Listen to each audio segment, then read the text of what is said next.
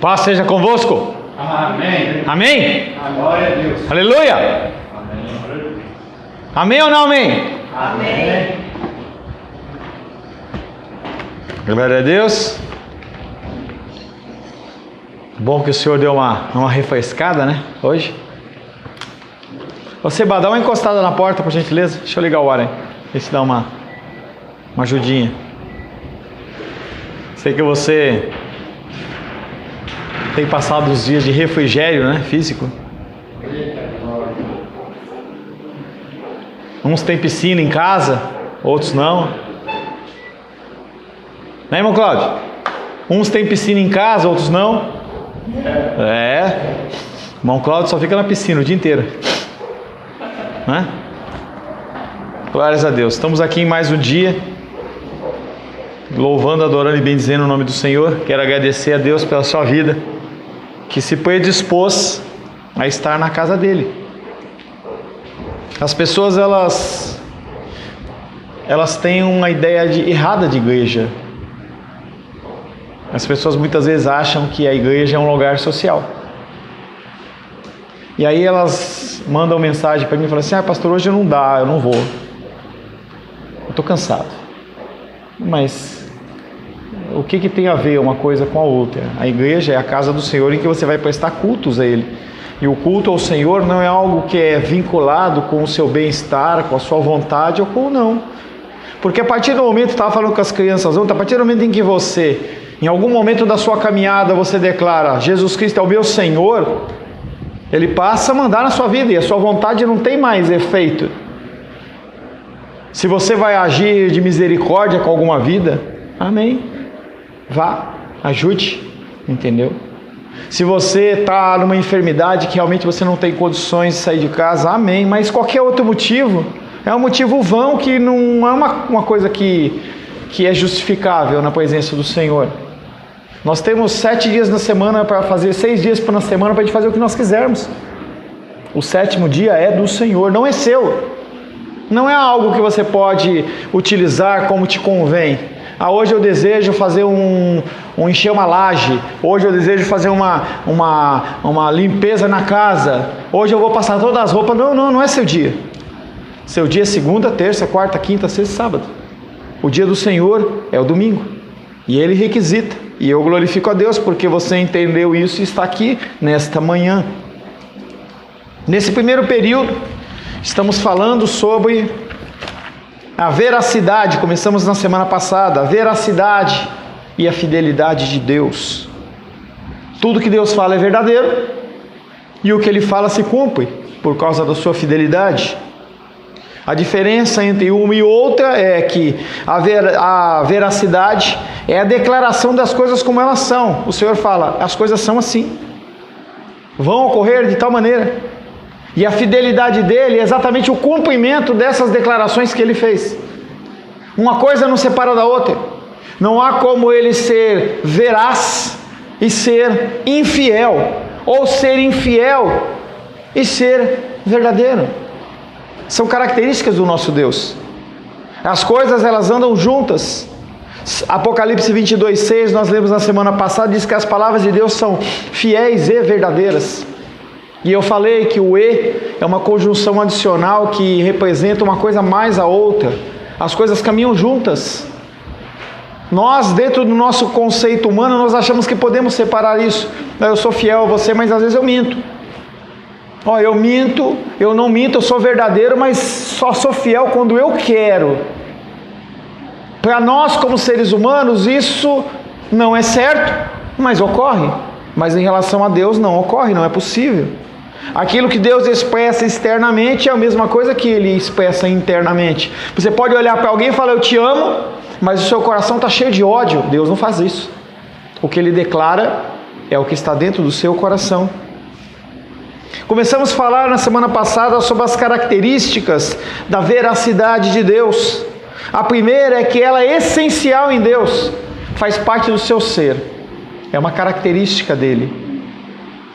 Como nós, como seres humanos, para nós sobrevivermos, nós temos que ter um coração, pelo menos um pulmão ou um rim. Deus, para que Ele exista, Ele precisa ter a veracidade no seu ser. A partir do momento em que ele deixar de ser verdadeiro, ele deixa de ser Deus. Deus não pode continuar sendo Deus se ele não for fiel às suas promessas também. Por isso que nós cantamos, sossegai. É algo que o meu coração luta, e eu creio que o seu coração luta também, em relação às dificuldades, às possibilidades da vida. E o nosso coração balança, e Deus fala, sossegai, sossegai, sossegai, sossegai. Eu estou no controle, porque Ele é fiel, e Ele cumpre as promessas que Ele faz. E Ele nos promete vida eterna. Ele nos promete o essencial para viver aqui na terra. Ele nos promete que estará conosco todos os dias da nossa vida. É a promessa dele. A verdade é algo que vem dele. O homem recebe essa verdade de uma forma derivada, não procede dele, procede de Deus. Tem uma frase que diz que toda verdade é verdade de Deus. Nenhuma verdade procede de Satanás. Então a pessoa maior, mais ímpia possível, um Hitler, um Mussolini, um Stalin, sei lá, uma pessoa que você pense, Che Guevara, sei lá, quem você quiser pensar, se essa pessoa falar algo verdadeiro, procedeu de Deus. E as pessoas, mesmo nesta condição quase que 100% pecaminosa, elas continuam proferindo verdades, porque Deus utiliza canais sujos e limpos. Ele faz o que Ele quer. Também falamos na semana passada que a veracidade de Deus ela é grande, mais do que você pode pensar ou imaginar. Se eu perguntar a sua altura, talvez você fale 1,50 m, 60, 70, 80. A nossa medição, ela é possível, mas a medição da verdade de Deus não é possível. Nossa mente é finita. Nós somos presos ao nosso corpo, presos aos nossos pressupostos, aquilo que a gente já ouviu, aquilo que a gente já viu. Isso nos prende. Mas a veracidade de Deus, ela é grande. Além de tudo, nós não estamos acostumados com a verdade. Quando uma pessoa fala a verdade, a gente até assusta. Se algum político for lá na televisão e fizer um discurso falando algo que é verdadeiro, a gente fala, mentira. Nós não estamos acostumados com verdade. Essa época em especial é uma época em que nós duvidamos da verdade. Eu vou fazer isso, eu quero, eu tenho esse plano. Você olha e fala, tem nada. Outros já passaram e falaram a mesma coisa. Mas a veracidade de Deus não é assim. Nós lemos Lamentações 3, 22, 23, que diz que as misericórdias do Senhor são a causa de não sermos consumidos, porque grande é a tua fidelidade. E as tuas misericórdias, elas se renovam a cada manhã. O sentido não é que ela está acabando e renova, não, que o ciclo é contínuo, não para. É como Jesus Cristo, quando está falando com a mulher samaritana perante o poço lá de Jacó, ele fala, do meu interior flui rios de águas vivas. Não para, não para. O ciclo da misericórdia do Senhor, o ciclo da verdade, da fidelidade dele não para, é algo contínuo. Mas para que nós possamos entender, ele diz, se renova a cada manhã. Quando você acorda, você tem as suas forças renovadas, porque o Senhor as renova.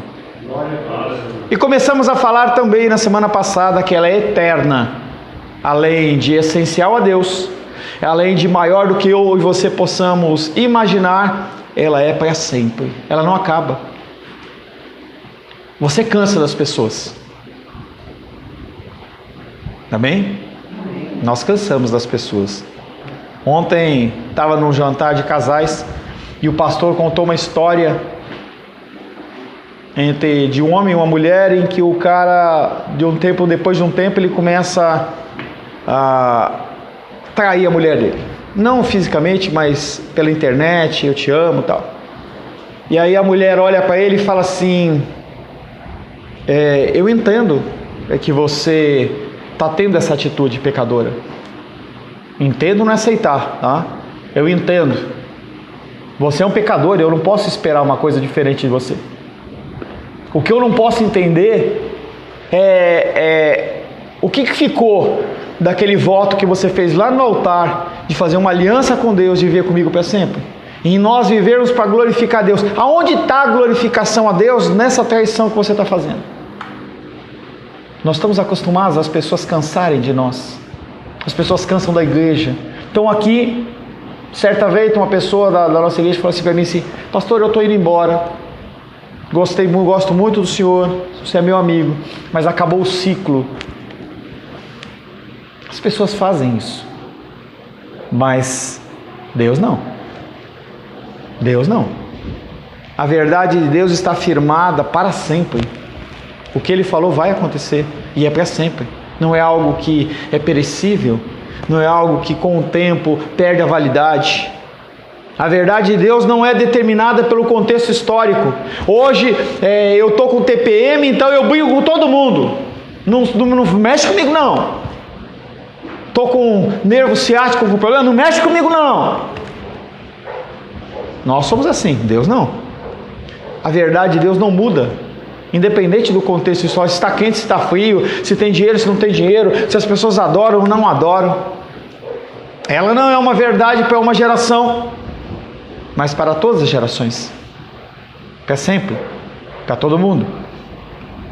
O que foi verdade ontem é verdade hoje e vai ser verdade para sempre. E agora nós vamos começar a falar dos exemplos dessa veracidade de Deus. A veracidade de Deus com respeito às suas palavras tem várias facetas, é como um diamante. Diamante representativo, porque é muito maior que isso. Tem vários lados. A gente não pode contar o número de lados. Eu lembro que lá na escola, quando o professor estava ensinando, falava assim: olha, o triângulo tem 3 lados, o quadrado tem 4, e aí você vai indo com 7 hepta, e aí vai, chega uma hora que você não consegue nem falar pelo tamanho do nome. É daí para mais as facetas em relação às palavras de Deus. O Senhor prometeu cumprir cada promessa, cada pacto estabelecido e cada ameaça feita, porque a fidelidade dele é essencial. Ele promete, porque ele sabe que a gente não consegue. Aí ele nos sustenta. Esse é um grande diferencial entre aqueles que servem e não servem a Deus. Aquele que não serve a Deus, ele tropeça, cai e fica. Você tropeça, cai e levanta. É muito importante essa diferença. Independente do que vier aí no governo, se houver um governo que não é bendito segundo o nosso coração, porque nós padecemos sim a possibilidade de um juízo de Deus, sim. Vi uma frase interessante, ele falou assim: eu não sei se eu voto no Haddad ou no Bolsonaro. Se eu voto no Haddad, pode ser que eu não tenha possibilidade para me expressar. Você vê umas reportagens lá que ele falou assim que a democracia ela vai ser mantida a qualquer preço. Você não tem direito de se expressar. E aí, se eu voto no Bolsonaro, pode ser que eu seja fuzilado. Então eu não sei para que lado que eu vou. Nós estamos iminentemente à beira de um juízo, povo de Deus. E não adianta você ir fazer passeata, não adianta ficar usando blusinha, colocando blusinha, bandeirinha, isso não muda nada. Isso não muda nada. É a mesma coisa que você, a partir de agora, você comprar uma cruzinha como eu tenho e você começar a olhar: agora o mundo vai mudar porque eu estou usando uma cruz. Não vai mudar nada. Enquanto nós não começarmos a expressar o cristianismo nosso nesse Brasil, ele continua igual. Com bandeirinha, com toda a sorte de coisa, vai manter a mesma coisa. Nós estamos iminentemente à beira de um juízo de Deus. Isso é muito sério, muito sério. Mas Deus, ele é fiel aos seus pactos. Ele faz pactos com as pessoas. Ele fez pacto com a nação de Israel. E você lê Gênesis, Êxodo, Levítico, Número, Deuteronômio, lê Reis, lê Crônicas, lê os profetas, e você vai ver como Deus foi longânimo com aquele povo. Devia coçar para ele destruir, mas ele lembrava, é mal dizer, porque Deus não esquece. Ele devia lembrar assim: eu fiz um pacto com Abraão e eu não posso quebrar esse pacto. E ele fez um pacto comigo, ele fez um pacto com você. Naquele dia em que você falou: tu és o meu Deus, um pacto foi estabelecido. Ele falou: tá bom, eu fecho esse pacto com você. Independente do que você fizer, ele mantém. Você pode quebrar, mas ele mantém. Deus é o estabelecedor dos pactos com o seu povo. Nos seus pactos há promessas para o bem-estar do seu povo. Ele sabe do que nós necessitamos. Essas promessas são fiéis e são verdadeiras. Elas são fiéis e elas são verdadeiras. Dirigindo-se ao povo de Israel que peregrinava no deserto, Deuteronômio 7:9, abre aí por gentileza. Deuteronômio capítulo 7, verso 9. O povo tinha saído do Egito e Deus faz uma promessa. 7:9. Pode ler? Por favor. Diz assim: saberás, pois, que o Senhor teu Deus é Deus, o Deus fiel, que guarda o conserto e a misericórdia até 1000 gerações aos que o amam e guardam os seus mandamentos. Deus gosta desse número 1000, mas ele fala esse 1000 para que a gente possa ter uma noção. Saberás, pois, que o Senhor teu Deus é Deus. Parece uma redundância, né? Saberás, pois, que o Senhor teu Deus é Deus, o Deus fiel. Não é qualquer Deus. Fala 3 vezes. Do Deus fala, e fala Senhor ainda, que guarda a aliança e a misericórdia até 1000 gerações. 1000 vezes 100. Nossa, 100.000 anos. De uma geração, de uma pessoa. Se ele fizer um pacto com você, ele faz um pacto com 100.000 anos para frente da sua vida. Que coisa maluca. Que coisa maluca. Até 1000 gerações, mas não é para todo mundo. Aos que o amam. E como é que a pessoa demonstra que o ama? Cumpre os seus. Essa é a forma de cumprir os mandamentos. Nós temos 2 datas comerciais. Nós temos dia da criança, dia 12, e nós temos dia do professor, na segunda-feira. Não adianta você levar uma maçã e colocar na mesa do seu professor e você ser um aluno rebelde o ano todo. Não adianta você não demonstrar amor pelo teu filho, pela tua filha o ano inteiro, e aí você vai lá e dá um videogame para ele. Não adianta nada. As datas comerciais, elas têm esse tipo de maquiar uma situação. Não tem problema dar presente, é muito legal receber presente. A pessoa chegar para você e falar assim: olha, lembrei de você, entrei lá no shopping, lembrei de você, vi e comprei para você. Olha que legal. Mas isso não pode ser a regra, e é o que o pessoal faz. Dia das mães, dia dos pais, dia dos namorados, dia dos dias. É que nem o apóstolo Paulo subir na montanha e ele falava: tem o Deus fulano, tem o Deus ciclano e tem o Deus desconhecido. A gente devia ter o feriado do dia dos dias, para dar uma justificativa. Eu não tenho porquê, então vou inventar esse dia. Salmos 89.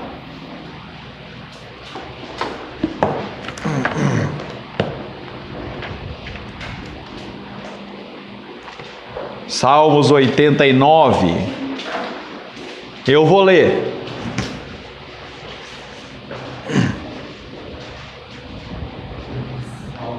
Esses versículos que eu vou ler, talvez sejam os versículos da Bíblia que mais falam da fidelidade de Deus. Glória a Deus.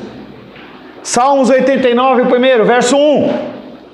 Cantarei para sempre as tuas misericórdias, ó Senhor. Os meus lábios proclamarão a todas as gerações a tua fidelidade. O salmista, ele está na boa pela fidelidade de Deus, ou ele está passando luta? Na boa. O Senhor está cumprindo na vida dele. Por isso que ele está cantando. Vai você passar uma luta, eu quero ver você cantar. Cantar nada. Versos 2, 3 e 4. Pois disse eu: a benignidade está fundada para sempre, a tua fidelidade tu a confirmarás nos céus, dizendo: fiz aliança com o meu escolhido e jurei a Davi, o meu servo, para sempre estabelecerei a tua posteridade e firmarei o teu trono de geração em geração. E Deus falou: Davi, da sua linhagem vai sempre haver um rei, e da sua linhagem vai haver o Messias. Verso 5: celebram os céus, não é só os homens, não são só as criaturas, celebram os céus as tuas maravilhas, ó Senhor, e na assembleia dos santos a tua fidelidade. A natureza, ela celebra a fidelidade de Deus. O passarinho, ele não planta e não guarda em celeiros, e não falta alimento para ele. Versos... E nós murmurando. Verso 8: ó Senhor, Deus dos exércitos, quem é poderoso como tu és, Senhor? Com a tua fidelidade ao redor de ti, eu não consigo encontrar ninguém tão fiel contra o Senhor, como o Senhor. Eu olho para a minha vida e vejo todas as marcas da tua fidelidade. Verso 24: a minha fidelidade e a minha bondade, Deus falando com você e comigo, a minha fidelidade e a minha bondade o hão de acompanhar, e em meu nome crescerá o seu poder. Versos 33: mas jamais, nunca, jamais retirarei dele a minha bondade, nem desmentirei a minha fidelidade. Verso 34: não violarei a minha aliança, nem modificarei o que os meus lábios proferiram, doa a quem doer. 49: que efeito, Senhor, das tuas benignidades de outrora, juradas a Davi por tua fidelidade, elas continuam atuantes da mesma maneira. Deus, Ele é fiel. Nesse texto, lemos da fidelidade revelada em relação à promessa pactual de redimir o seu povo através de Jesus Cristo. Não tem como você escapar disso. É algo que eu falava com a minha filha ontem. Ela me perguntou, eu falava assim, ela falou: papai, se tudo está escrito, qual a diferença? Aí eu fui explicar para ela. E aí eu mostrei a diferença entre você agir dentro dos caminhos do Senhor e não agir. Quais são as consequências que existem? Porque existem consequências. Eu quero fazer minha vida do jeito que eu quero tocar o meu barco do jeito que eu quero, eu faço e aconteço. Muitos cristãos pensam assim. Estava conversando com uma pessoa essa semana, essa pessoa falou assim, estava falando com uma outra amiga, e a amiga passando muita luta e dificuldade, e ela falou assim: Jesus Cristo é o seu Senhor. Que Senhor que nada, já tem muito Senhor na minha vida, todo mundo querendo mandar, quem manda na minha vida sou eu. Crente nada, crente nada. Deus não recua nas suas promessas pactuais, Ele as cumpre, porque é da sua essência ser fiel à palavra que empenha, e esse é um exemplo da veracidade de Deus. Segundo, Deus é fiel nas suas promessas. Você tem promessas. Há promessas sobre a minha vida e há promessas sobre a sua vida. Há promessas. Você pode abrir mão dessas promessas? Pode. Casais fazem isso. Perante o altar dizem: eu me comprometo contigo, Senhor, de ser fiel na saúde e na doença, na alegria e na tristeza, até a morte se separe. Pode beijar a noiva. E aí acontece qualquer coisa, não quero mais, não estou com vontade. Você é muito chato. Nós temos incompatibilidade de gênios. Agora deve ser incompatibilidade de gêneros, né? Porque antes era de gênios, né? Então eu olho como se fosse possível você encontrar alguém compatível com o teu gênio. 100%. Não existe. Nem 50, nem 10. Para você não faz questão nenhuma se a toalha está molhada em cima da cama. Para a pessoa é como se tivesse dado um tiro na cabeça dela. Gente, são seres humanos. Não há possibilidade de você casar achando que vai encontrar alguém que é compatível com você, porque não existe. E quando você olha as escrituras, os casamentos, Eles eram marcados, não era porque, eu olhei a Diane, como ela é lindinha, eu estou apaixonado, não. O pai falava assim, é essa pessoa que você vai casar, outro você vai casar com essa. E eles viviam, e aprendiam a se amar, e viviam, e os filhos eram benditos, as pessoas eram benditas, as gerações eram benditas. Quando você olha os puritanos, você vê gerações benditas, pessoas com 8, 10 filhos, não faltava comida na mesa, homens e mulheres que oravam 5 horas por dia, 6 horas por dia, trabalhavam, e os filhos eram benditos, não tinha nenhum trauma, não tinha nenhum problema. Será que não? Não tinha, as pessoas eram pautadas no Senhor, havia o Espírito Santo ali, havia discussão, claro, nós somos seres humanos, havia confusões, mas elas se arrumavam. As pessoas, elas tinham as dificuldades, mas elas iam à presença do Senhor e buscavam a direção e se corrigiam, porque Deus é fiel nas promessas, Ele faz parte do pacto, Ele é do cordão de 3 dobras. Há milhares de anos Deus disse a Noé, Gênesis 8, 22. Gênesis 8, 22.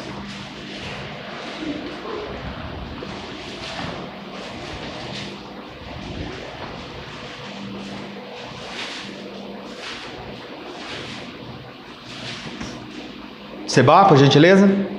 Enquanto durar a terra, não deixará de haver sementeira e ceifa, frio e calor, verão e inverno, dia e noite. Deus promete que enquanto durar essa terra, essas coisas vão existir, que Ele é fiel. Faz o seguinte, coloca o relógio para despertar amanhã 3 da manhã e vê se ele está de noite. Será que é noite? Ou então coloca para 6 da manhã, deixa tudo escuro, coloca aqueles blackout, de escurão assim, fala assim, será que Deus cumpriu a promessa dele e fez o sol nascer? Abre. A gente não liga mais para essas coisas, mas é promessa de Deus. Cada dia em que levantamos pela manhã e dormimos à noite, vemos o cumprimento dessa promessa, em que o dia acaba, a noite vem, e de manhã, um dia novamente nasce. Não falha um dia. Cada dia em que levantamos pela manhã isso acontece, cada estação e cada ano que passa é uma nova prova do cumprimento da promessa da parte de Deus. Nunca essas coisas prometidas vieram a faltar na história do mundo. Por quê? Porque Deus é fiel, Ele não pode mentir. Não vai haver a possibilidade de acabar a água do planeta.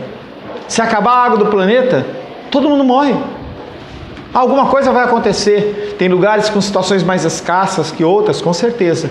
Nós, porque temos uma promessa de Deus, nós vamos usar a nossa água de qualquer jeito? De maneira nenhuma. Nós temos responsabilidade, mas não vai faltar.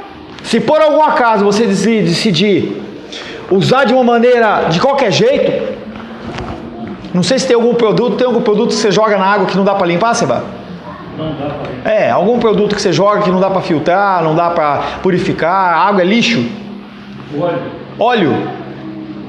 Joga óleo em toda a água do mundo. Deus, alguma coisa vai acontecer. Alguém vai descobrir alguma forma. Alguma coisa acontece, porque Ele prometeu. Fale, Flor. Tava com saudade de você. Você não veio semana passada? É que as pessoas, elas pensam que elas só precisam economizar água na casa delas. Lá na rua, quando ela chega lá na rua, ela mete a mão naquela descarga, ela faz coisa que até Deus não viu. Como se lá na rua aquela água não te pertencesse também. Eu fico intrigada. É só isso. Intrigada ou incomodada? Porque... Porque é em todos os... Mas é o ser humano. O ser humano, ele olha para si e fala, se eu tenho para mim, o outro que se lasque. Esse é o pensamento. É o pensamento que eu falo para vocês todo domingo. É a manifestação do amor ao próximo. Quando a irmã trouxe o alimentinho ali, a senhora está falando assim, eu quero ajudar alguém, eu me preocupo. E o resto? Eu tenho comida, todo mundo tomou café? Amém? Se ele não tomou porque não quis. E o resto? Azar deles. Vai correr atrás. É algo que eu não concordo, mas que a gente tem que pensar em relação ao movimento do sem terra, por exemplo. Em que se você tem 2 casas e o cara decidir que quer tomar sua casa, ele invade e é um problema para você conseguir isso de volta. Mas para que você precisa de 2 casas? Sendo que o princípio não é da propriedade privada, e sim da propriedade comum, porque tudo é de Deus. Em certo parte, a gente está errado. Eles estão errados por tomar, mas a gente está errado por querer manter. Eu tenho que ter 2 carros, eu tenho que ter 3 celulares, eu tenho que ter... Por que você tem que ter? Quando nós agimos desta forma, seguros, eu não estou dizendo que não tenho, não é nada disso, que é maligno, nada disso, mas quando nós usamos seguro de carro, seguro de casa, previdência privada, todas essas coisas, plano de saúde, eu não tenho coragem, não tenho fé para isso não, tá? Eu mantenho meu plano de saúde, pela minha filha e pela minha esposa em especial. Mas para que a gente precisa? Porque a gente está falando o quê? Se eu for depender de Deus, Deus falha. Na frigir dos ovos é isso. Porque as pessoas não tinham, não sei quantificar, mas pensa em 100 anos atrás, tinha plano de saúde? As pessoas morriam todas, é isso? Porque essa proporção de pessoas que têm dinheiro e que não têm dinheiro sempre existiu. Sempre teve 5% com dinheiro e 95% Durango. Ou não? E aí esses 95%, se eles dependessem do plano de saúde, do hospital, do tratamento, eles iam morrer. Morreram? Não. Se morresse, se tivesse morrido, só tinha 5% na Terra. Não tem, cada vez aumenta mais. E aí, cada vez mais. É interessante. As pessoas que nada têm, mais crescem. Mais crescem. Nunca, cada estação e cada ano que passa é uma nova prova do cumprimento dessa promessa por parte de Deus. Nunca essas coisas prometidas vieram a faltar na história do mundo. Por quê? Porque Deus não pode mentir. Quando se trata de promessas do caráter da salvação, aí que a verdade de Deus brilha mais. Lamentações 3, versos 22 e 23. Lamentações é o seu livro, né? Você só lamenta, né? Felipe tem cara que gosta de Lamentações, olha a cara. Abre aí, Felipe. Lamentações 3, 22 e 23. Se souber de cabeça, não precisa abrir, não. Tá bom. Lamentações 3, versos 22 e 23.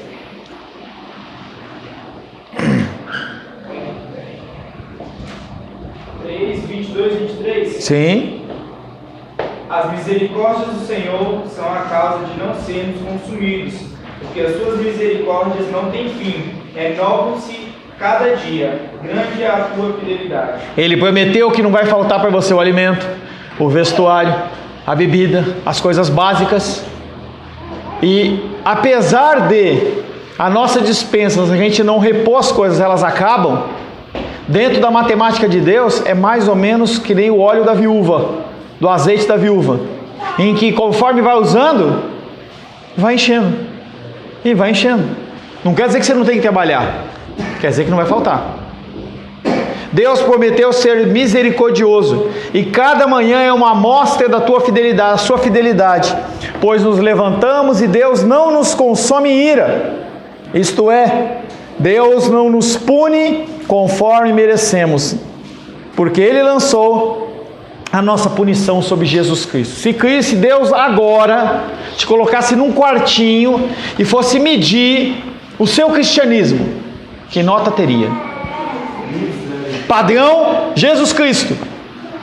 Deus fala assim: vem cá dos reis, eu quero ter uma conversa com você.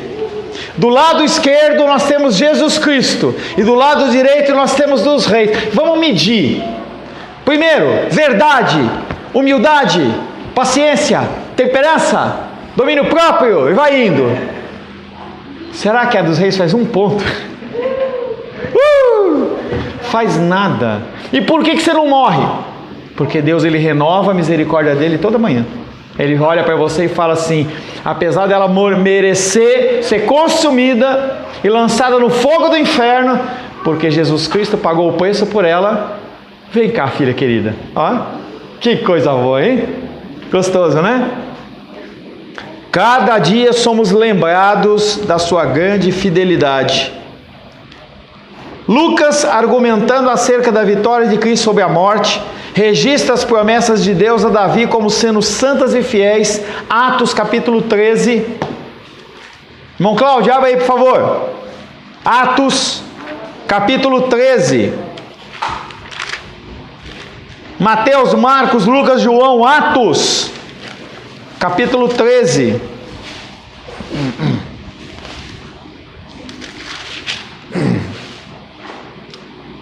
Verso 34.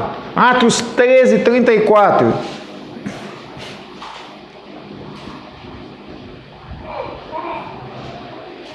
E que ressuscitaria dos mortos para nunca mais tornar corrupção. Disse assim: as santas e fiéis bênçãos de Davi vos darei. O que ele está falando aí é aquela promessa que eu fiz para Davi 600, 700, 800, 1000 anos antes vai se cumprir. Em quem? Cristo. Porque as promessas dele, elas são de geração em geração, em geração, em geração.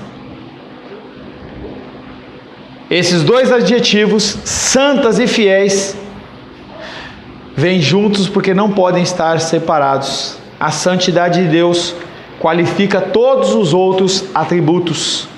A sua veracidade também é santificada pelo fato dela ser absolutamente fiel.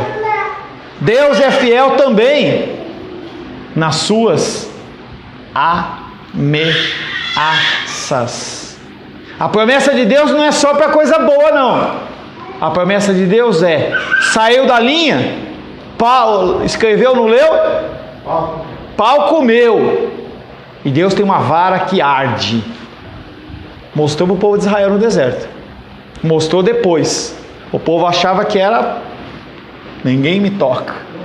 Nós vamos ler depois do intervalo Abacuque. Ninguém me toca. E aí o Senhor mostrou: toca sim. Vocês são infiéis, por isso que eu falei, o nosso Brasil está na iminência da aplicação do juízo de Deus. Se você acha que nós estamos passando luta e dificuldade, você não viu nada.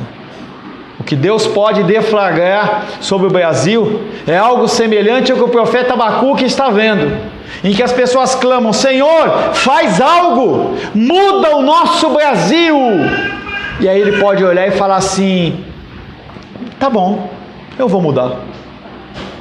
Eu vou fazer com que os meus filhos e as minhas filhas despertem. Tem um versículo que eu esqueci o endereço que fala assim: a natureza geme pela manifestação dos filhos de Deus. Espera que eu e você começamos a mostrar quem nós somos, ou melhor, quem Deus é. Natureza geme. Os gatinhos, os cachorros, a árvore, a grama, o rio, o mar, as baleias, os tubarões, as estrelas, o céu, geme, aguardando que você desperte do teu sono.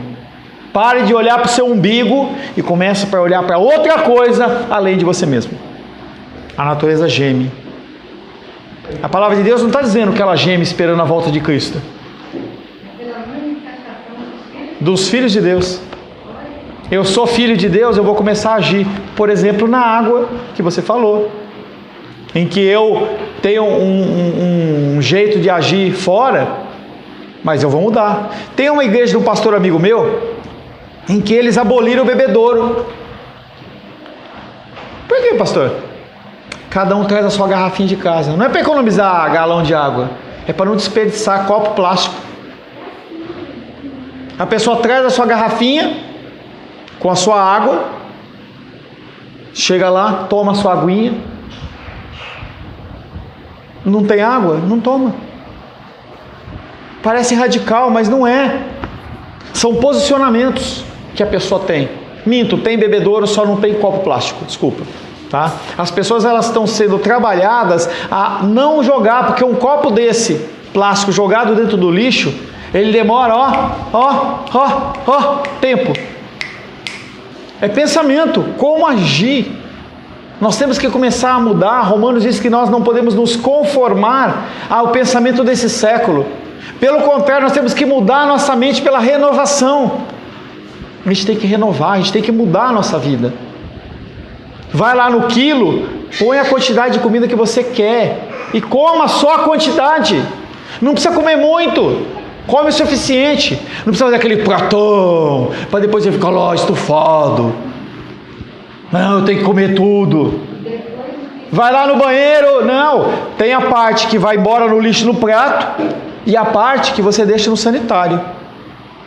Ai, pastor, que nojento. Mas é. Você come tanto que você vai 3 vezes por dia e não é problema de intestino, é porque você come demais. Não precisa. Isso é desperdício. Nós fazemos isso.